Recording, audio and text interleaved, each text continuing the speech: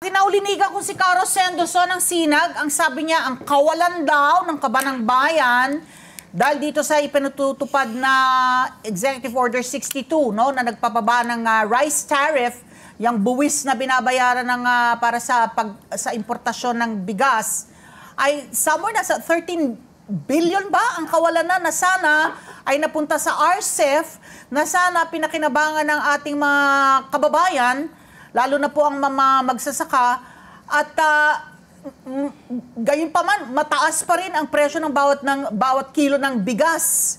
So, kayo po dyan sa Bantay Bigas, Ma'am Cathy, ano po ba ang ano ninyo, saloobin nyo dito na ang nakinabang lamang ay yung mga importer, hindi naman nakinabang ang consumer, at lalong hindi nakinabang ang magsasaka? Totoo yan, Miss Ali at Miss Pat, na kailanman ay dito sa Executive Order number 62 ay hindi nakinabang yung ating mga ng mga consumers, despite yung binabanggit ng gobyerno na once na mag-take effect yung Executive Order number 62 ay aabot, matatapyasan ng 7 pesos yung presyo ng bigas sa palengke. Despite yung binabanggit nila na may rice for all, mayroon 29 pesos per kilo sa kadiwa.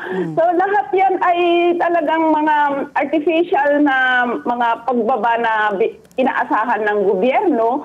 At kitang-kita natin dito sa Executive Order number 62.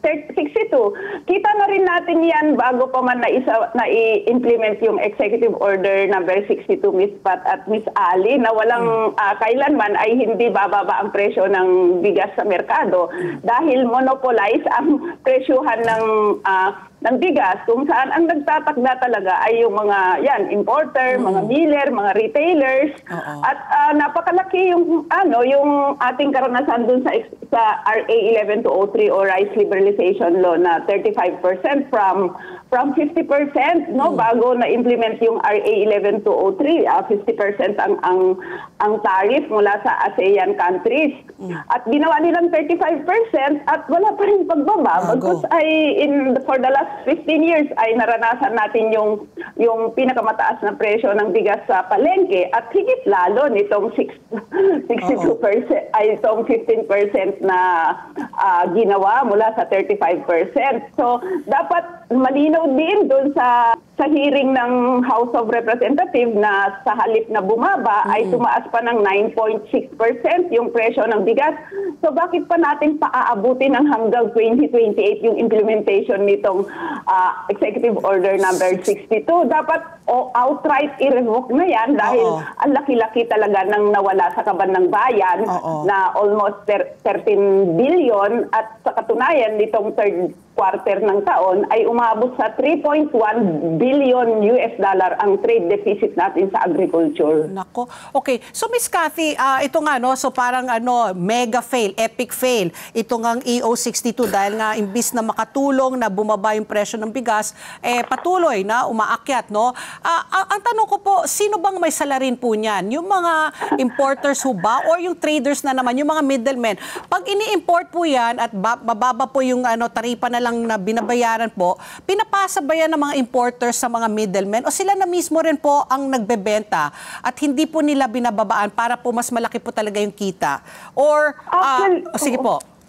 Actually, Miss Ali at Miss Pat, yung mga importers, siyempre sila yung nagtatakda ng presyo niyan, at papasa din naman nila sa retailers na ayon sa mga retailers na ating nakakausap, hanggat maaari ayaw nilang itaas yung presyo nung binebenta nila kasi alam nila yung hirap ng buhay at matagal ang return nung